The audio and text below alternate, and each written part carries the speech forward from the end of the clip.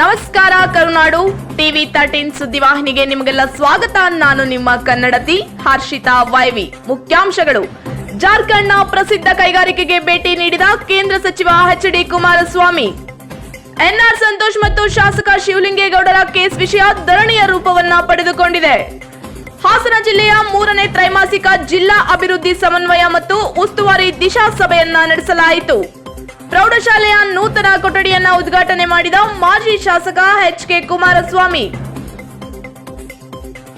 ಇಂದು ನಮ್ಮ ದೇಶದ ಕೇಂದ್ರ ಉಕ್ಕು ಮತ್ತು ಭಾರೀ ಕೈಗಾರಿಕೆಯ ಸಚಿವರಾದ ಕರ್ನಾಟಕದ ಹೆಮ್ಮೆಯ ಪುತ್ರ ಶ್ರೀ ಎಚ್.ಡಿ. ಕುಮಾರಸ್ವಾಮಿ ಅವರು ಜಾರ್ಖಂಡ್ ರಾಜ್ಯದ ಬೊಕಾರೋ ಸ್ಟೀಲ್ ಪ್ಲಾಂಟ್ಗೆ ಭೇಟಿಯನ್ನ ನೀಡಿದ್ದರು.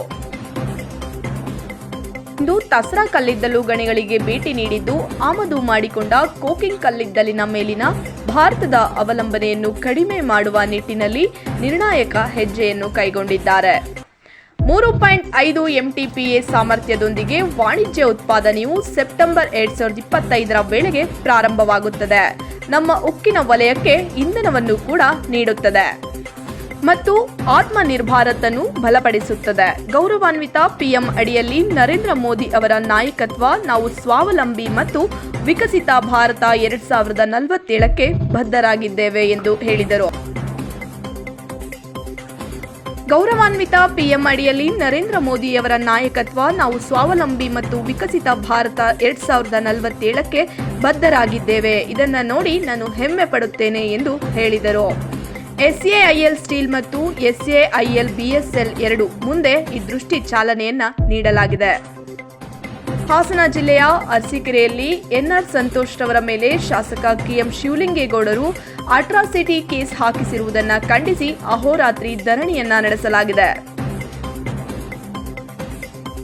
ಮಂತ್ರಿ ದರ್ಜೆಯ ಸ್ಥಾನಮಾನದ ಗೃಹ ಮಂಡಳಿ ಅಧ್ಯಕ್ಷ ಶಾಸಕ KM ಶಿವಲಿಂಗೇಗೌಡರು ಹಾಗೂ ಅವರ ಬಲಗೈ ಬಂಟ ಚೇಲ 3ನೇ ಬಾರಿ ನಗರಸಭಾ ಅಧ್ಯಕ್ಷನಾಗಿರುವ ಸಮೀಉಲ್ಲಾ ರವರು ಅರಸೀಕೆರೆಯಲ್ಲಿ 80,000 ಮತಗಳನ್ನು ಪಡೆದಿರುವ ಶ್ರೀ ಎನ್ಆರ್ ಸಂತೋಷ್ ರವರ ಮೇಲೆ ನಗರಸಭೆ ಮುಂಭಾಗದಲ್ಲಿ ಚಾಕುವಿನಿಂದ ಚುಚ್ಚಿ ಕೊಲೆ ಮಾಡುತ್ತೇನೆ ಎಂದು ಬಹಿರಂಗ ಬೆದರಿಕೆಯನ್ನ ಹಾಕಿ ಈಗ 7 ದಿನಗಳ ನಂತರ ಅಟ್ರಾಸಿಟಿ ಕೇಸ್ ಹಾಕಿಸಿರುವುದನ್ನು ಖಂಡಿಸಿ ನಿನ್ನೆ ರಾತ್ರಿಯಿಂದಲೇ 10:30ರ ಅಹೋರಾತ್ರಿ ಧರಣಿಯನ್ನ ಪ್ರಾರಂಭ ಮಾಡಲಾಗಿದೆ.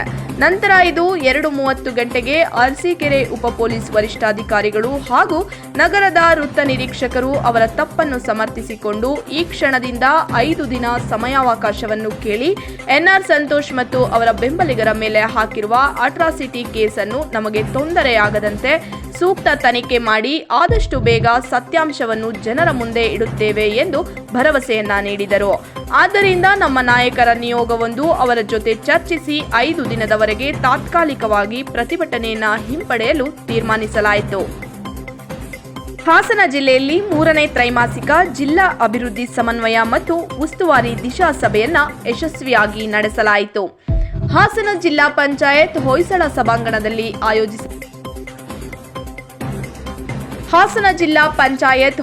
ಸಭಾಂಗಣದಲ್ಲಿ ಆಯೋಜಿಸಲಾದ 3ನೇ ತ್ರೈಮಾಸಿಕ ಜಿಲ್ಲಾ ಅಭಿವೃದ್ಧಿ ಸಮನ್ವಯ ಮತ್ತು ಉಸ್ತುವಾರಿ ಸಮಿತಿಯ ಸಭೆಯನ್ನ ನಡೆಸಲಾಯಿತು.